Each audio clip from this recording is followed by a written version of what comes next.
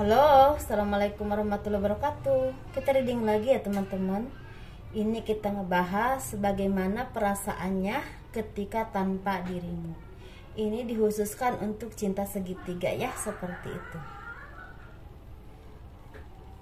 Yuk kita bahas ya bareng-bareng.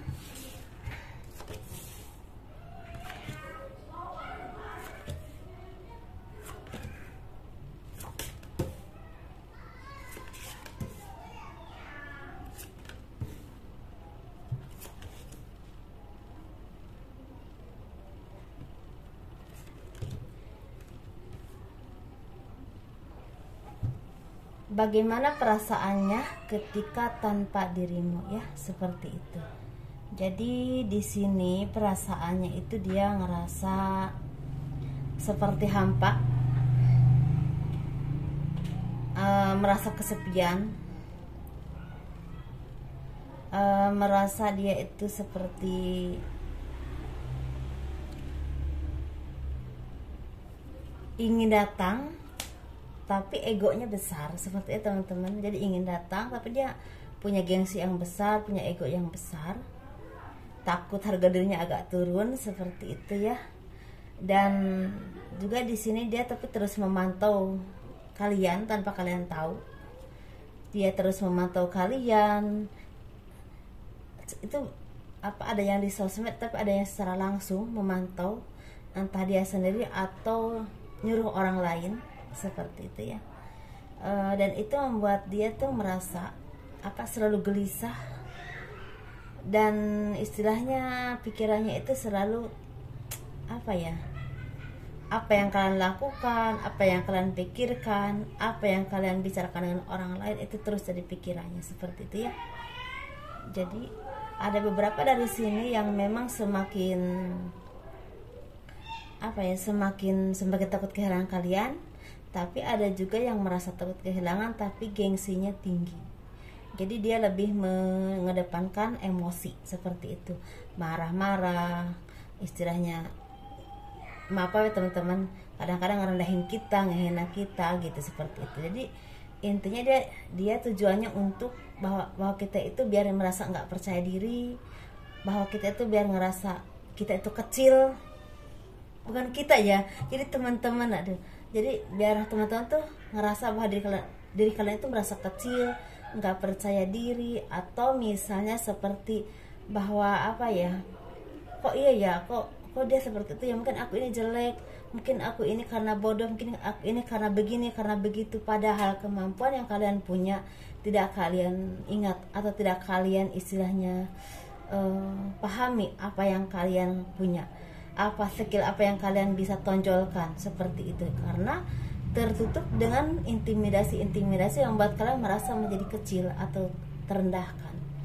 Jadi kalian tuh merasa, oh mungkin aku pantas diginiin. Jadi seakan-akan didoktrin untuk punya pikiran seperti itu. Padahal sebenarnya kalian itu punya kemampuan, punya skill, atau punya sesuatu yang bisa kalian banggakan, bisa kalian tunjukkan kepada orang lain bahwa kalian itu seperti ini, saya mampu di bidang ini, misalnya kamu mandiri, kamu punya skill tertentu yang memang bisa menopang hidupmu dan bisa terlihat oleh orang lain bahwa kamu itu punya sesuatu yang bisa dibanggakan, bisa buat diri kamu sendiri atau juga buat orang lain. Jadi intinya dia itu egonya tinggi ya, seperti itu. Jadi ada juga yang memang memata-matai dengan orang, nyuruh orang lain atau oleh dirinya sendiri. Ada yang lewat sosmed, ada juga yang memang langsung benar-benar terjun ya, seperti itu. Tetapi ada juga yang memang istilahnya karena dia merasa takut kehilangan, takut kehilangan, takut kamu macam-macam dengan orang lain atau apapun, dia mendoktrin kalian itu seperti kalian itu orang yang tidak baik, orang yang lemah, orang yang tidak bisa apa-apa tanpa dia, orang yang tidak berdaya, orang yang memang pantas diperlakukan seperti itu ya teman-teman. Jadi intinya kalau menurut saya, kalian harus tetap menjadi diri kalian sendiri. Jangan istilah terus intimidasi dengan perasaan kalian ataupun perlakuan orang lain. Kita pasti akan merasa sedih, merasa kecewa, merasa sakit hati karena yang menyakiti kita itu orang-orang yang kalian cintai, yang selama ini menyayangi kalian.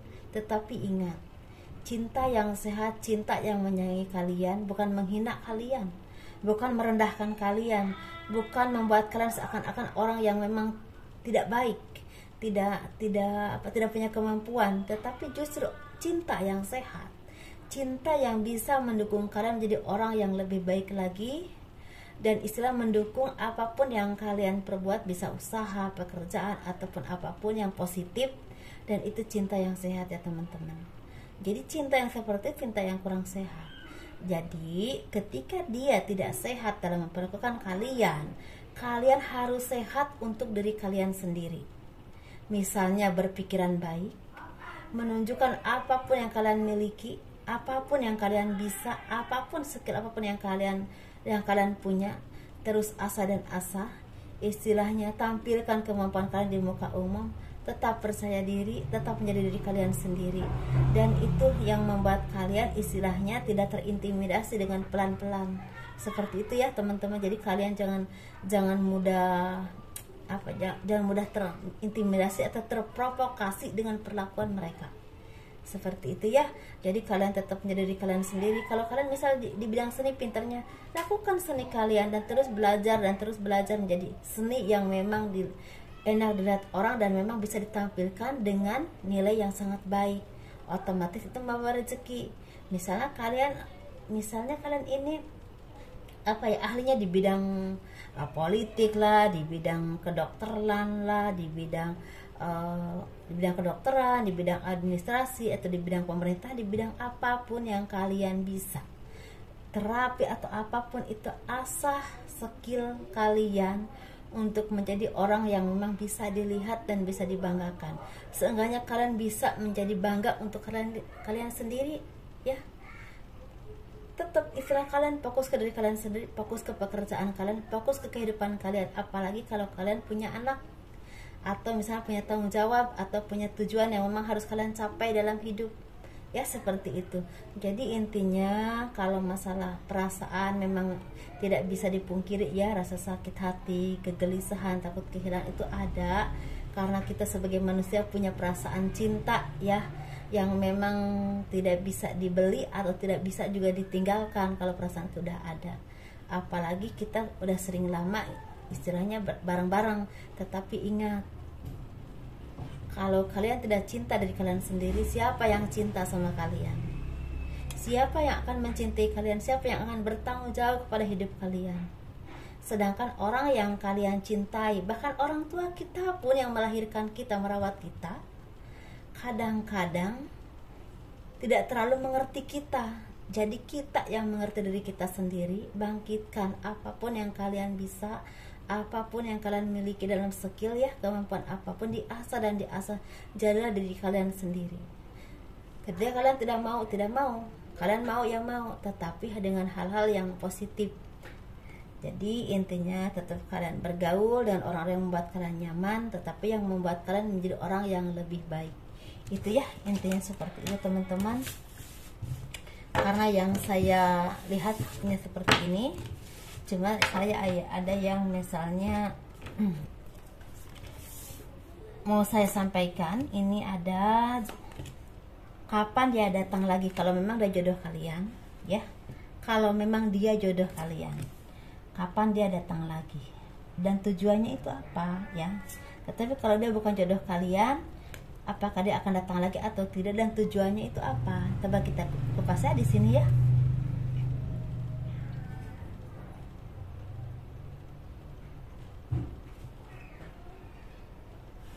Saya nggak bosan-bosannya teman-teman pamer ke kalian ya. Ini kartu baru.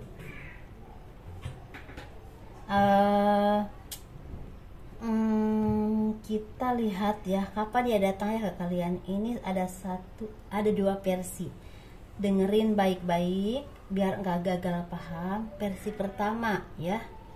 Versi pertama, dia akan datang ke kalian untuk menyatakan cintanya, untuk menyatakan sayangnya, untuk menyatakan istilahnya ketulusannya kepada kalian, rasa cintanya, kerinduannya, dan dia akan jujur kepada kalian bahwa tanpa kalian hidupnya terasa seperti lagu ya, hampa katanya gitu ya, terasa hampa, terasa nggak berdaya, terasa sempit pemikirannya, dan kalian terus istilahnya mengikuti dia kemana aja. Jadi pikiran dia itu terfokus ke kalian terus walaupun dia bekerja seperti itu.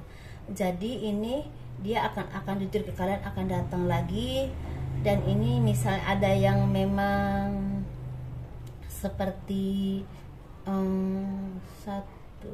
ada yang 1 bulan lagi, ada yang 2 atau 3 bulan lagi, ada juga yang 4 bulan. Ini bukan saya ini, tapi beneran yang salah seperti itu. Ada yang 1 bulan lagi, ada yang 2 bulan atau 3 bulan lagi, ada yang 4 bulan lagi, ada yang 5 bulan lagi, ada yang setahun lagi teman-teman ya, atau ada juga yang 7 bulan lagi datangnya, kurang lebih 7 bulan lah, antara bisa kurang dari 7 bulan, bisa lebih dari 7 bulan sedikit, seperti itu datangnya. Tetapi dia dengan rasa cinta yang memang udah yakin bahwa dia mencintai kalian, ingin hidup bersama kalian, ingin menjalani hidup dengan istilahnya dengan suka dukanya ya, seperti itu ya.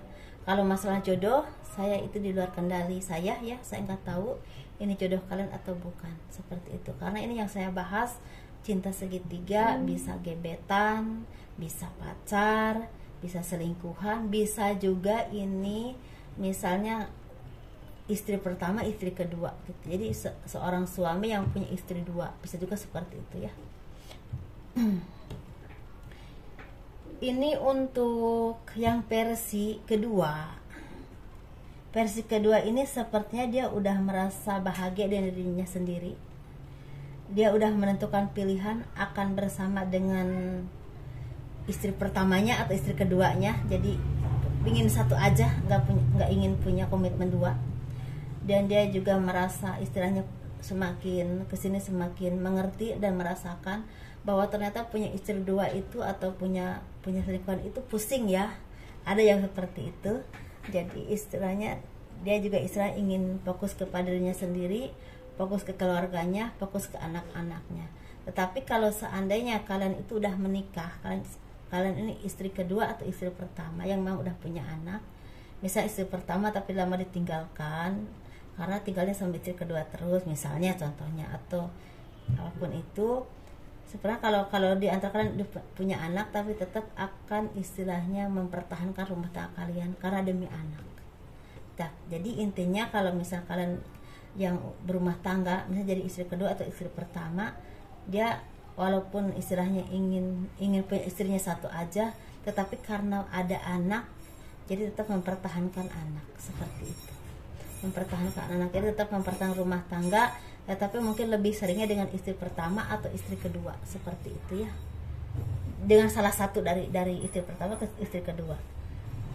Tetapi tidak cerai karena ada anak yang harus dipertanggungjawabkan ya secara masa depannya, gitu, seperti itu. Kalau misalnya kalian tuh masih gebetan, ini versi 2 teman-teman, masih gebetan, masih pacar atau selingkuhan, dia istilah lebih memilih istrinya atau memilih tunangannya yang memang istilahnya dia jelas-jelas udah dikenal oleh keluarganya, udah dikenal oleh lingkungannya, udah dikenal oleh masyarakat luas ya bahwa itu pasangannya, seperti itu ya. Dia merasa pusing, merasa males untuk punya hubungan yang lebih dari 1. Kalaupun untuk bersenang-senang mungkin bisa saja, tapi kalau untuk berkomitmen tidak, seperti itu ya. Ini datangnya lagi seperti nggak ada datang untuk berkomitmen, tapi kalau untuk bersenang-senang misalnya gini, contohnya seperti ini. Misalnya dia tuh punya istri, terus kalian tuh salah satu selingkuhannya, saya mau berselingkuh dengan kamu tapi saya tidak mau dipegang oleh kamu ya, saya bebas melakukan apapun hidup saya, entah saya mau sama siapa, mau pacaran sama siapa, mau suka sama siapa, dan kamu juga jangan pernah ganggu rumah tangga saya ataupun istri saya. Jadi gitu, seperti itu ya. Kalau kamu mau diam-diam sama saya tanpa memegang saya, tanpa mengharapkan komitmen, tanpa harus saya setia sama kamu, ya monggo, ayo silahkan gitu, selama kamu buat dia nyaman, seperti itu ya. Katanya seperti itu teman-teman. Mungkin seperti segini aja teman-teman ya yang saya sampaikan. Assalamualaikum warahmatullahi wabarakatuh. Semoga menjadi arahan tetap keputusan-keputusan yang kalian ambil dalam hidup, apalagi yang punya dampak besar dalam hidup kalian, itu percayakan kepada Tuhan dan mintalah kepada Tuhan. Anggaplah ini sekedar kita senang-senang aja. Kalau ada hal-hal yang baik kalian ambil, kalau ada yang tidak baik jangan diambil ya. Kurang lebihnya mohon dimaafkan. Assalamualaikum warahmatullahi wabarakatuh. Dadah.